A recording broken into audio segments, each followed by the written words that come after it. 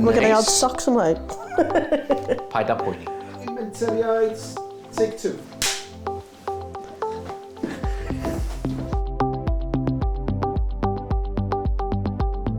Be di dy hoff air Gymraeg ti?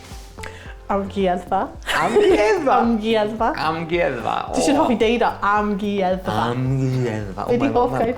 Am rheswm yma tebyg iawn, ond jyst ffordd dwi'n hoffi'r ffordd mae'n swnio, mae'n onomatopeic iawn ydy'r gair chwydu. Chwydu. Mae'n swnio union fel mae'n... Yndi, yndi. Chwyd. Ti'n gael y syniad?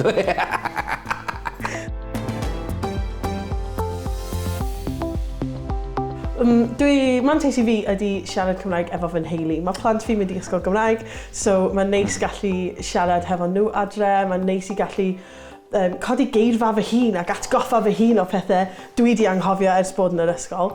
A gallu gweithio efo nhw yn y Gymraeg a helpu nhw pan maen nhw angen. Mae'n neis. Be di fantais o siarad Cymraeg i chdi?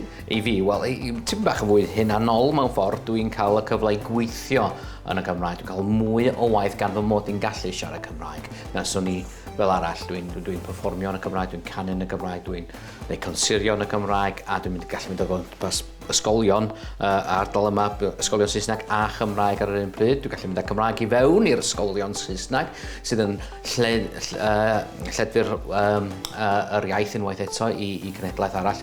So dwi yn gallu cymryd mantais yn llythrenol o'r iaith yn y modd yna. Yn sesiynau menter iaith, oedd plant, o'n i arfer dod â plant fi i'r sesiynau ers iddyn nhw fod yn ifanc iawn.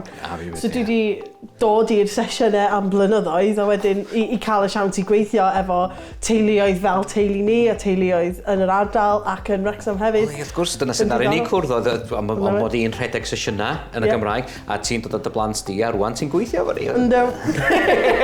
Alli di rhoi enghraifft o amser ydych chi wedi defnyddio'r Cymraeg? Wel, dwi'n defnyddio'r Cymraeg trwy'r amser pan dwi'n perfformio yn enwedig. Dwi'n wastad yn mynd â Cymraeg i fewn i sefyllfaoedd sydd yn ddi-Gymraeg ar hyn. Jyst ti'n mynd bach i ddechrau a codi'r sylw pan dwi'n mynd i fewn i bethau'n Lloegr hyd yn oed. Dwi'n dod â tym bach o Gymraeg allan achos maen nhw'n gwybod pan maen nhw'n llogi fi fel fy mod i'n dod o Cymru. Mae yna ddiddordeb mawr yn y Gymraeg allan yn fan'na. So hyd yn oed dwi'n eisiau dweud bore da, noswaith da, diolch yn fawr iawn, croeso, a jyst bethau bach, maen nhw'n gael, ti'n bach o exoticism, ynddo.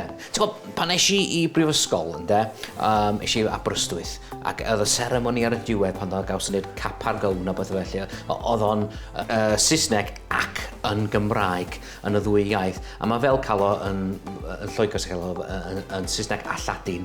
Y gwahaniaeth ydy, mae pawb yn siarad Cymraeg, neu pawb yn ei nabod yn siarad Cymraeg, so dwi'n dallt y ddau ochr.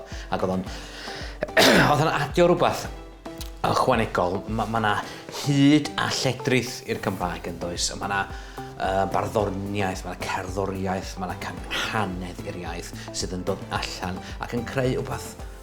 Mae'n gallu codi unrhyw achlysur mewn ffordd indefinable, anghyfforddus. Mewn ffordd sydd hanodd i'w esbonio yn amlwg.